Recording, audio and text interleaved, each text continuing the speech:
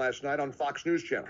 I'm in touch with many patriots from all backgrounds and all walks of life who are horrified. I interviewed, for instance, Moms for Liberty, a group of conservative moms in Florida who are mobilizing to try to get schools open. They're so worried about what's happening to their kids. And I talked to Mom Jen Say, a famous gymnast and activist in San Francisco on the left, who's also a mom, who's horrified. I've interviewed doctors. I've interviewed, ordinary people, restaurant owners from all walks of life who are absolutely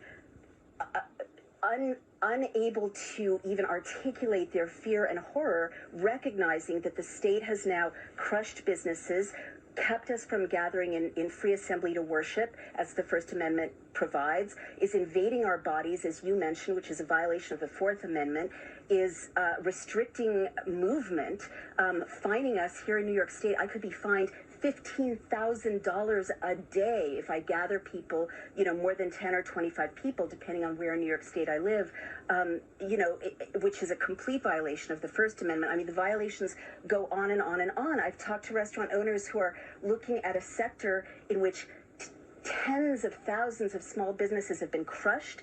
And why were they crushed? Not because of pandemic forced them to. There is no real science underlying a lot of these closures. It's because autocratic tyrants at the state and now the national level are creating a kind of merger of corporate power and government power, which is really characteristic of Italian fascism in the 1920s. And they're using that to engage in kind of emergency orders that simply strip us of our rights to property, rights to assembly, rights to worship, and all of the rights that our Constitution guarantees.